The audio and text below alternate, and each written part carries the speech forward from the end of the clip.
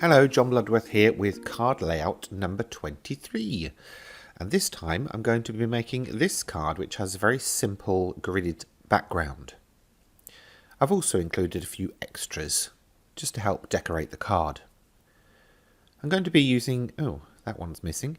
I'm going to be using this layout for the creation today and the Gardenia paper from first edition. It's got a lovely range of coordinating papers. Some of them have special finishes, some have double-sided prints. I'll be using a range of dies here as well. Can't honestly tell you where most of them are from, but you can switch them out for whatever you've got in your collection. Got some scraps of cardstock that coordinate with the colours that I've chosen, so it's time to start cropping that down. If you'd like the full layout, plus all of the measurements, of course, please do head over to my blog, gentlemancrafter.com, and I will leave a link in the description below the video. Forgive the short transitional fade there. I actually made a bit of a boob when I was cutting the papers, so I had to restart. Whoopsie.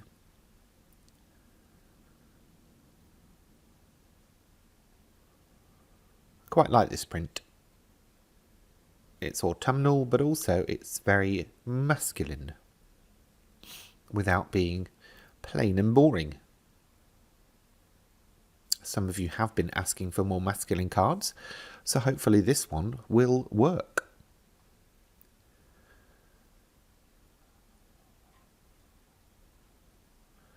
Using my Pinflair bookbinding glue as usual. It's a quick grab, non-seeping PVA. Makes card making a breeze and doesn't buckle your cards. Doesn't squidge out much either. And as you can see, you don't really need a lot.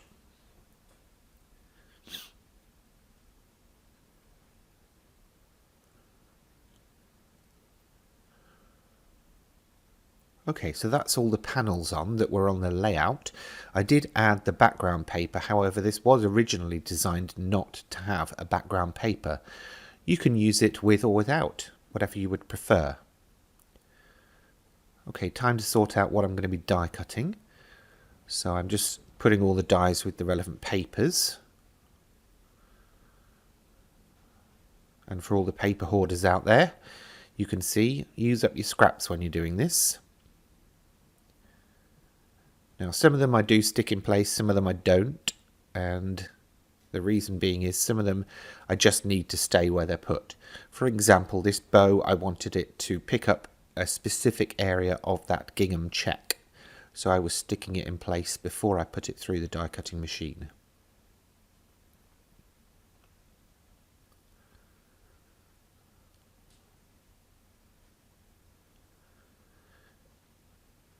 If you'd like to share what you've been making with these card layouts, please feel free to tag me on social media. You can find me on Facebook and Instagram. I sometimes go on Twitter, but not so much these days. It's mostly ranty people over there, I think. Now I did cheat and I did actually construct the bow ahead of time, just because I thought that was going to be a lot of fiddling for not a lot of reward.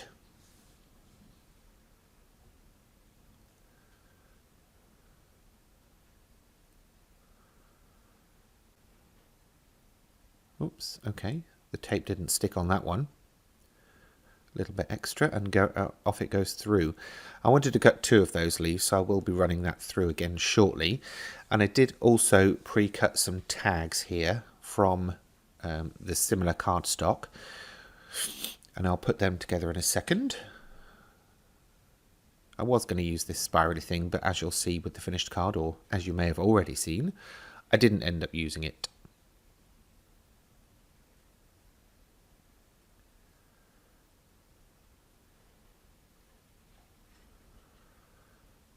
Okay, going to layer up the tag.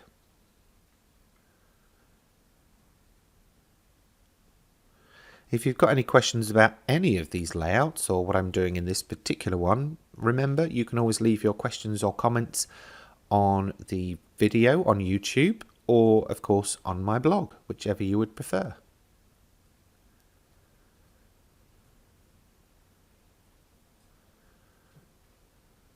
The bottled version of the bookbinding glue is brilliant because you can get very fine application even though that bottle is quite huge. And so far I've done, what, 23? Yes, we're on 23. 23 cards, and I'm barely scratching the surface of that glue, so it's worth investing if you can get it in your region. Okay, now I'm just trimming these down a little bit. I did just trim off the stems, however, as you may see, if you're doing this at home with a similar die, you might want to chop off a bit more. Just figure out what works for your creation. Foam pads are going to be used to layer up this tag ensemble.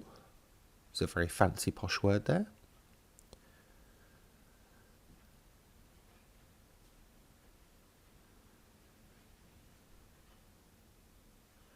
And I'm trying to center the whole thing up, not just the tags. So I'm including the flower within that calculation, mental calculation. The leaves are going to go on and form part of a group of bits and pieces that will form just an embellishment zone. There you go, there's a new phrase for you, embellishment zone. I wasn't too sure about using that die that I showed earlier and chucked out the way because it sort of extended it a bit too far, and then I was thinking maybe I could just do a crossed bow, and then I thought actually this jaunty angle was quite nice, so I stuck with that. You've got the freedom to do whatever you want really when it comes to card making. And then a bit of bling to finish it off. I was thinking maybe one there, and then I what's the word? I can't remember what the word is, but I basically put a few bits either side just to add a little bit of interest, almost like it was a jewelled border wrapping around the foliage, and then a couple over the other side to balance it out. And there we have card number 23. Thank you very much for watching this. If you'd like to watch more, please check out the full playlist, and of course, thanks for watching. Bye. That's it for this time. If you've enjoyed this video, please remember to give it a thumbs up, and if you have any questions, feel free to leave them in the comments section below. And for more from me in the future, please remember to subscribe to this channel. Thanks for watching.